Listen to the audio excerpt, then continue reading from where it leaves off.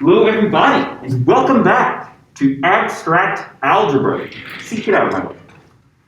And welcome to the final packet of the semester on irreducibility, what it means for an element within a ring to be irreducible versus what it means for an element in a ring to be prime. Got my usual office hours for the next couple days, Wednesday, Thursday. Wednesday, if you're watching this, 10 to 10:50, 2 to 2:50. Thursday, 10 to 11, 1:30 to 2:30.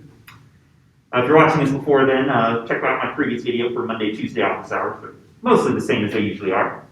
And as far as homework goes, by this point, by Wednesday's class, I hopefully have the final exam out to you. And that'll be due whenever I said it was due. Still recording this several days in advance, still planning out these sorts of things. But by the time for class Wednesday, you should know. Even you, Lauren. So, thought for today, I'm going to do one that's not really math related, but one of my favorite jokes regardless. What do you call a fish with no eyes? A fish with no eyes, you call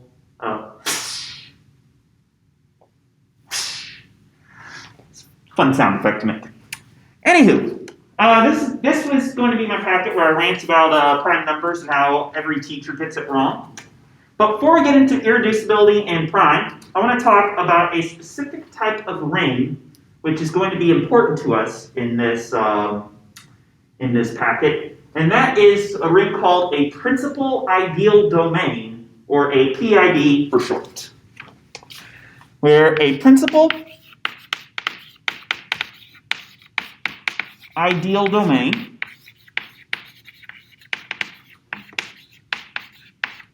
often called a PID, which is how you're going to hear me refer to it from now on, is just an integral domain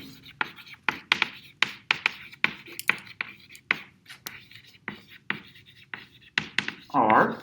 Remember, integral domain is a ring that's commutative, that has a multiplicative identity, and if anytime two things multiply to give 0, at least one of the two things had to be 0 to start with. The principal ideal domain is an integral domain where every ideal is principal.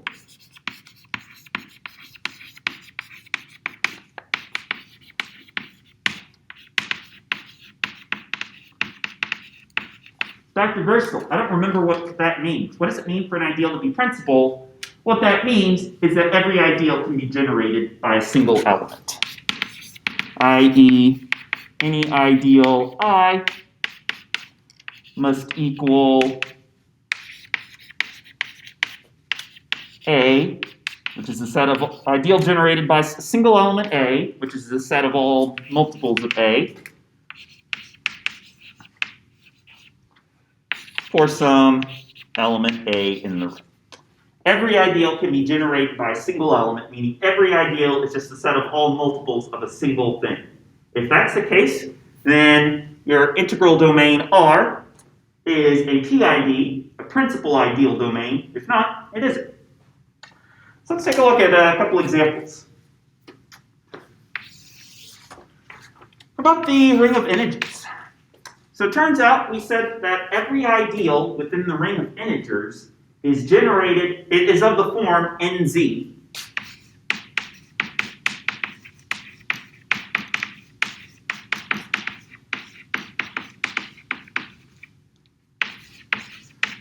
In other words, the set of all multiples of n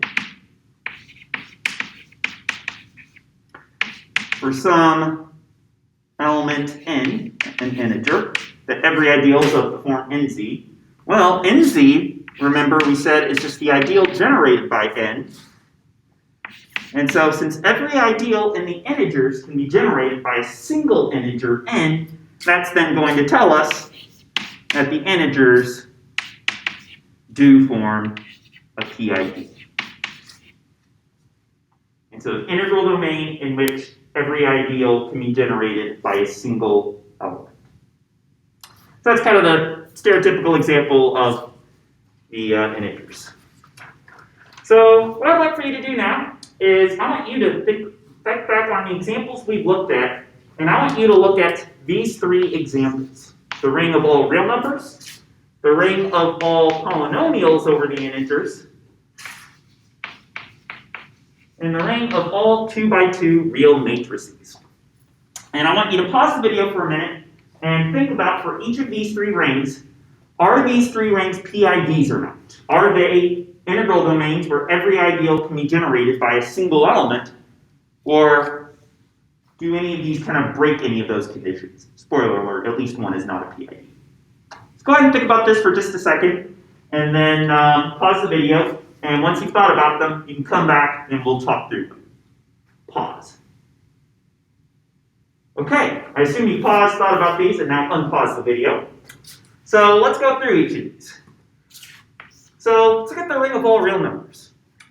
Well, I claim the only ideals in the ring of all reals are the whole ring and the 0 ideal, the ideal that only consists of the element 0.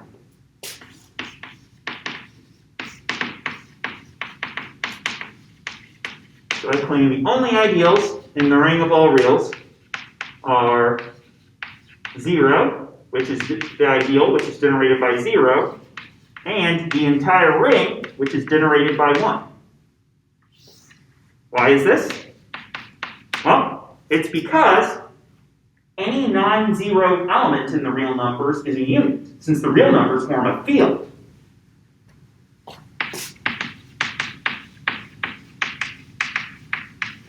Any non-zero element in the reals is a unit. So any ideal containing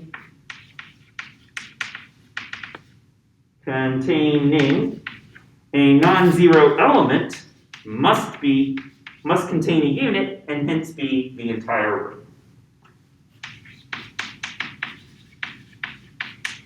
Must contain a unit, and as we saw, I think it was at the beginning of last packet, if your ideal happens to contain a unit, then your ideal automatically must be the entire ring. Because if it contains a unit, then you can show it contains 1, and if it contains 1, then it must be the whole ring. Containing a non-zero element must contain a unit, hence be the entire ring. So, a ring only contains 2 ideals. The ideal generated by 0 and the ideal generated by 1. So is that a PID? You betcha. There's only 2 ideals and each of them can be generated by a single element. So how about this one? Ring of all integer polynomials. This one actually is not a PID. And why is that? Well, the reason why is because it has an ideal that can't be generated by a single element, that being the ideal generated by 2 and x.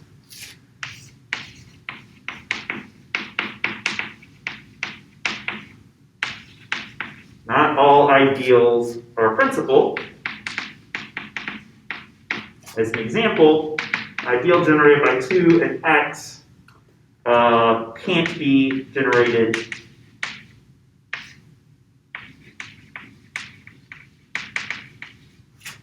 by a single element. So, ring of integer polynomials is not one of these PIDs. A little bit of a bug. So finally, how about the ring of all 2 by 2 real matrices? Well, turns out that's not a PID either. Why is this not a PID? Well, it's not an integral domain. It's possible to take 2 non-zero matrices. This is not even an integral domain. Why? Because, for instance, we could take 1, 0, 0, 0 and 0, 0, 0, 1. They're not the 0 elements in this ring. They're not the additive identity, but they still multiply to give the additive identity.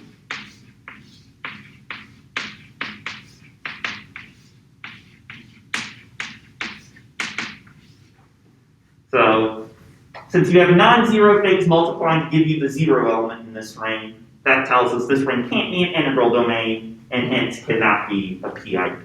If I were to make a Venn diagram, it would look something like this.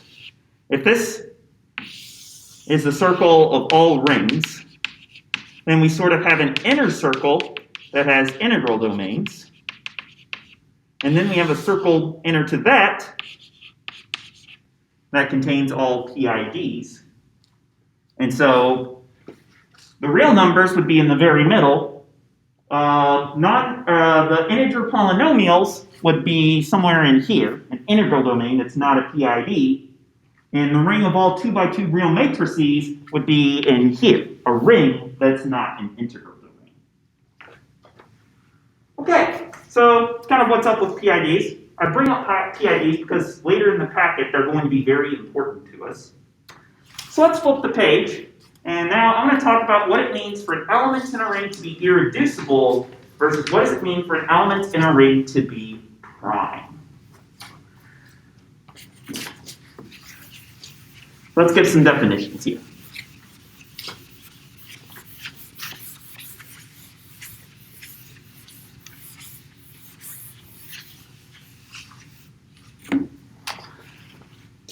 So for both these definitions, we're going to be assuming we're working over an integral domain. If we're not, then these definitions are weird and I don't want to deal with them.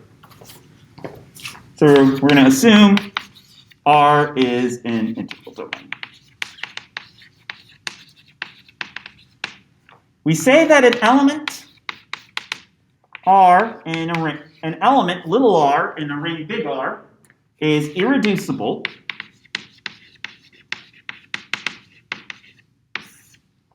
if R is not a unit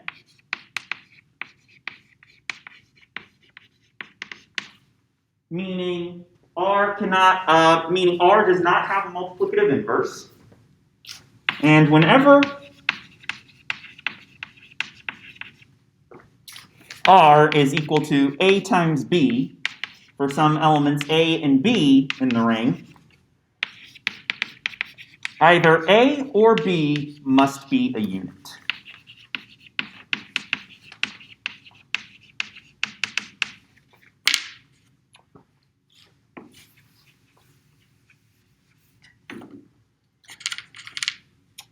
So in other words, the only way to write R as the product of two things in the ring is if at least one of those, well, it has to be exactly one because they're both units and they multiply to give a unit and R can't be a unit.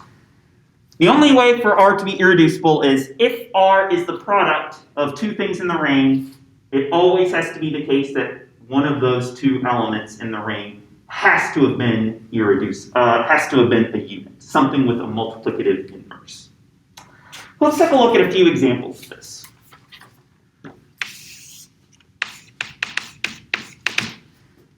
Let's say we want to look at the ring of integers, and I want to look at the number 3. And I want to see, is 3 irreducible? Well, first of all, 3 is not a unit. 3 does not have a multiplicative inverse in the ring of integers, because a third is not an integer. So 3 is not a unit.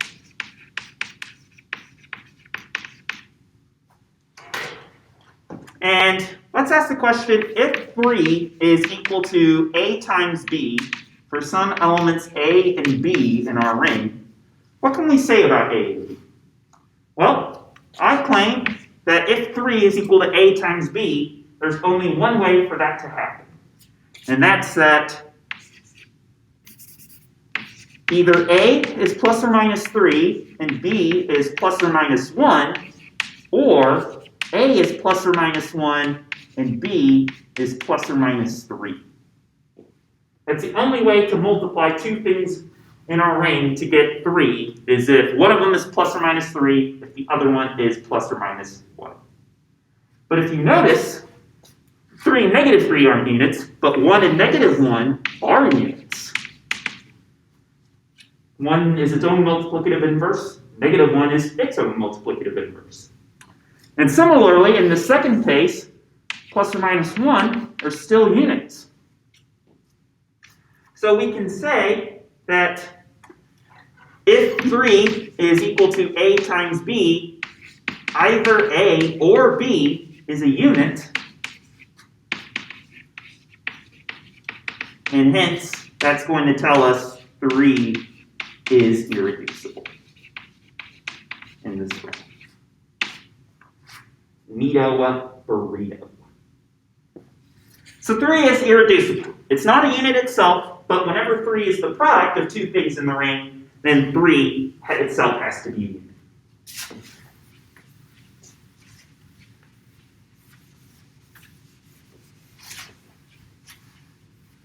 Let's do another example in the ring of integers. Let's do 8. 8 is not a unit, again, because 1/8 is not an integer. Is there a way to multiply 2 non-units together in the ring of integers in order to get 8? I claim that this time, for 3, the answer is no. For 8, the answer is yes. We could say that 8, for instance, is equal to 4 times 2, where neither 4 nor 2 is a unit. Because 2 and 4 both don't have multiplicative inverses in the ring of integers. But 8 is, we'll find a way to write 8, or why did I say we can find? We just found a way to write 8 as the product of 2 non-units, and that's going to tell us 8 is not irreducible.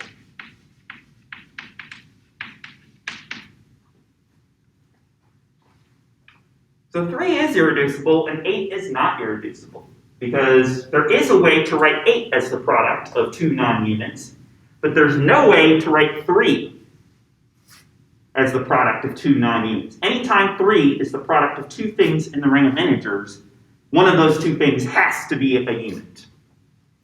1 or -1, respectively.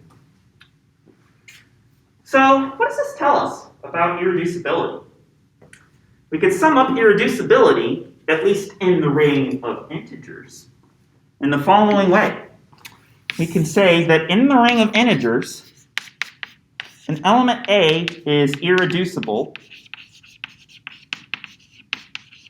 if and only if the only factors of A, the only divisors, factors, however you want to call it, things that can be multiplied by something else to get A, are plus or minus A and plus or minus 1.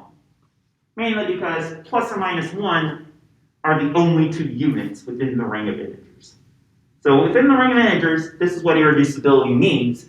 The only way to write A as a product of 2 things is if one of them is plus or minus A and the other is plus or minus 1.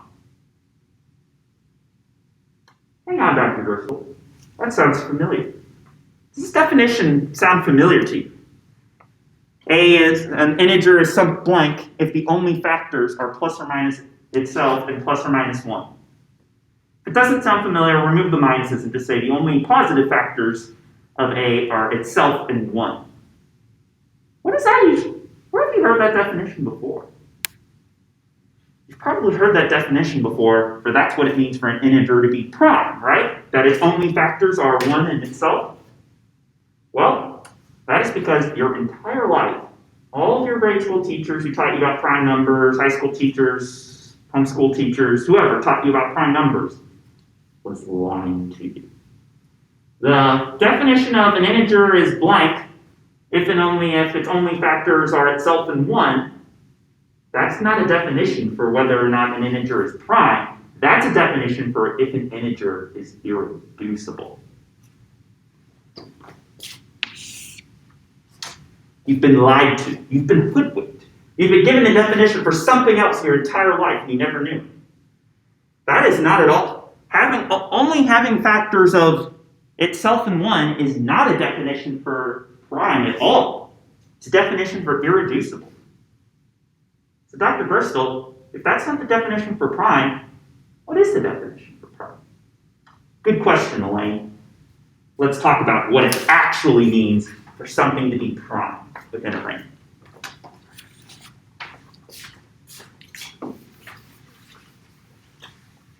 Dum, dum, dum, being lied to, Dr. Gerstel dropping some truth.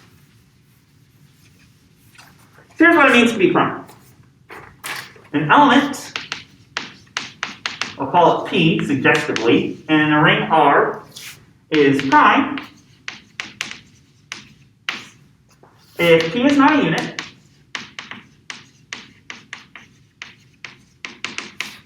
and whenever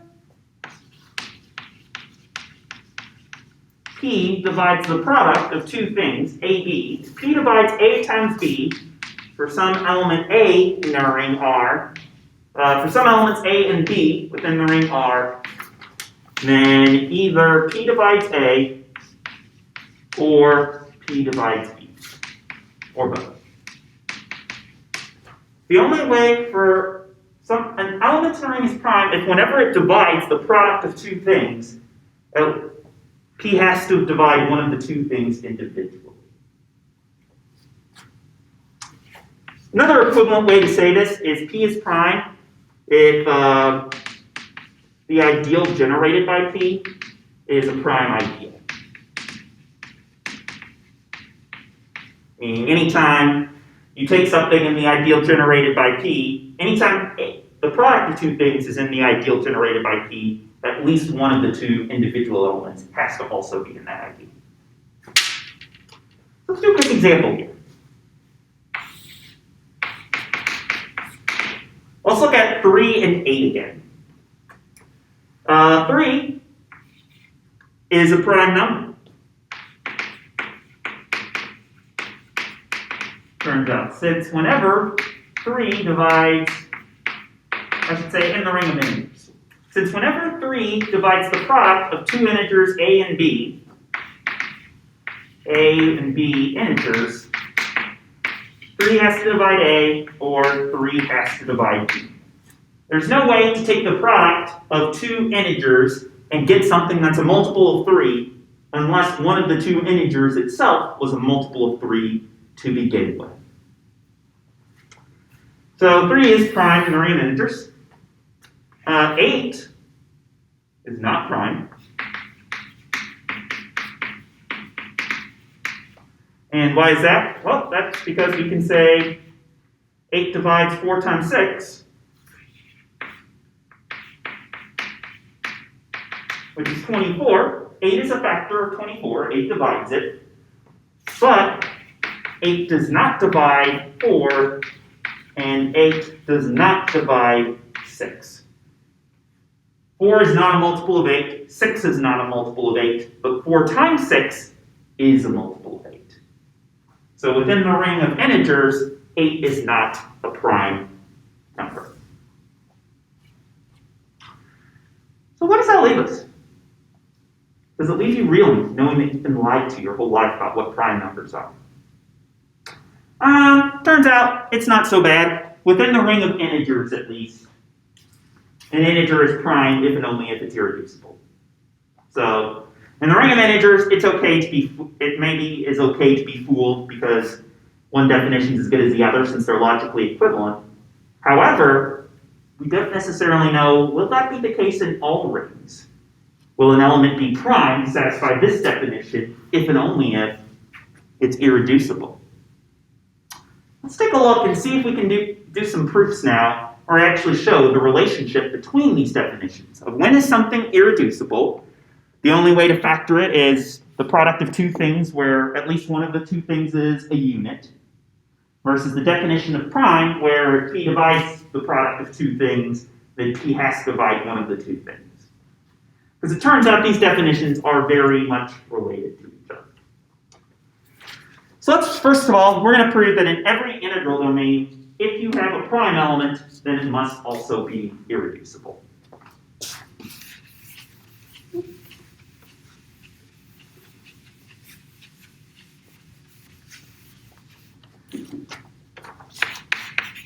And this will be theorem for today. Is that in any integral domain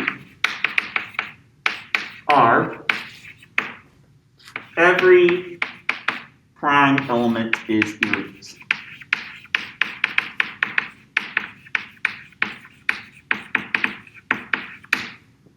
Basically saying, if any element that satisfies this definition on the right must satisfy this definition on the left. And here's our proof as to why that is. So first of all, we're going to suppose we are working over an integral domain and we have a prime element. Suppose P is prime and integral domain R, and P is equal to B times C for some B and C elements in R. So we suppose we have something prime. We'd like to show it's irreducible. If P is equal to B times C, what would we need to show about B and C in order to show that P is irreducible?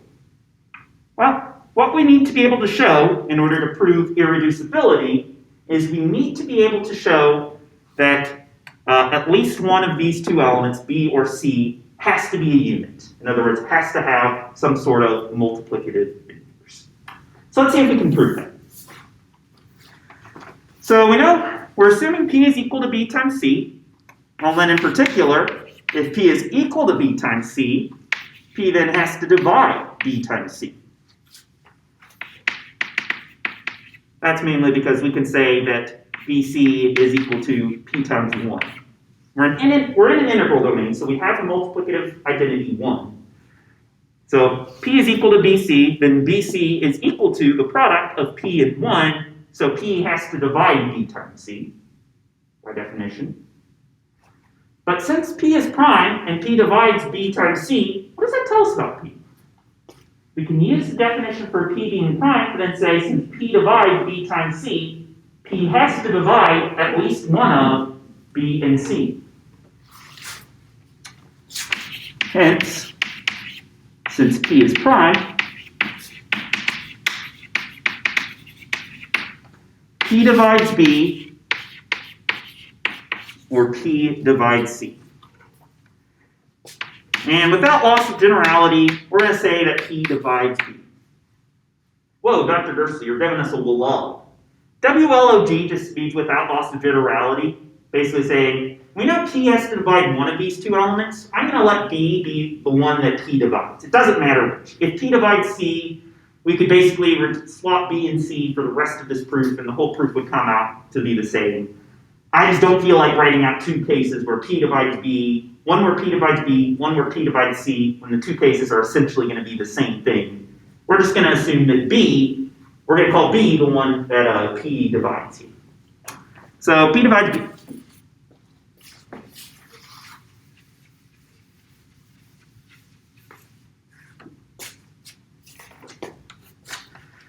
So what does that mean? If P divides B? Well, that means B is a multiple of P. So P times T is equal to B for some element T in our range. If B is a multiple of P, so that means we should be able to multiply P by something in order to get to B. And I'm just going to call that thing we can multiply P by to get to B, T. So PT equals B. Well, if PT equals B, then I claim we can say 1 times B is equal to B, by definition of multiplicative identity. But B is equal to P times T. P, we know, we assumed at the start, is equal to B times C. So PT, shout out to my friend Paul Thomas, who goes by that in his initials. PT is equal to BC times T. And now, I'm going to do a little bit of associativity. Rewrite this as B times CT. And I'm also going to use a bit of commutativity to say this is equal to CT times B. Time out, Dr. Gerstle. I hear Nick asking. How do we know that our multiplication is commutative in this ring? That B times CT has to be the same as CT times B? Well, good question, Nick. That's because we're working in an integral domain. And in any integral domain, multiplication is always commutative. So now what have we shown? We've shown that 1 times B is equal to CT times B. And since we're working in an integral domain, we have cancellation. And using that cancellation, we could then cross out b from both sides and say that 1 is equal to c times t. So by cancellation, which we can do since we're in an integral domain,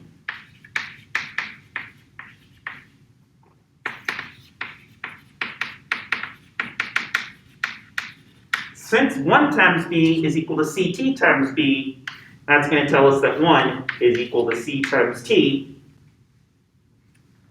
and thus c must be a unit.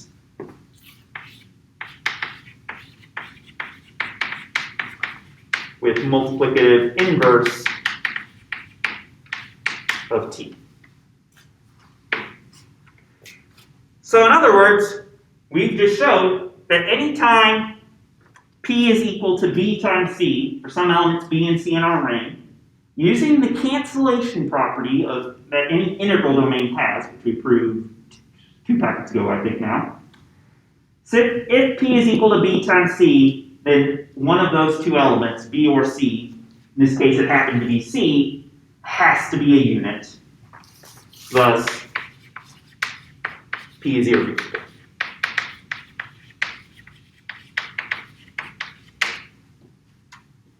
So anytime we're working over an integral domain, every element that is prime has to be irreducible. That's what we've just shown. What about the converse? Do irreducible elements have to always be prime? It's a good question. But I think I'll leave that question off for Friday's class. So in Friday's class, we're going to look at the condition of, we know prime implies irreducible, but does irreducible imply prime? That won't spoil it. And then we're going to tie everything back together to the PIDs, the principal ideal domains we talked about at the start of class today. Hope you're all staying healthy, safe, happy, etc. Hope you're all doing okay. Please let me know if there's anything I can do to help you through this time. I know what we're going through sucks, but we'll make it through. So, peace out.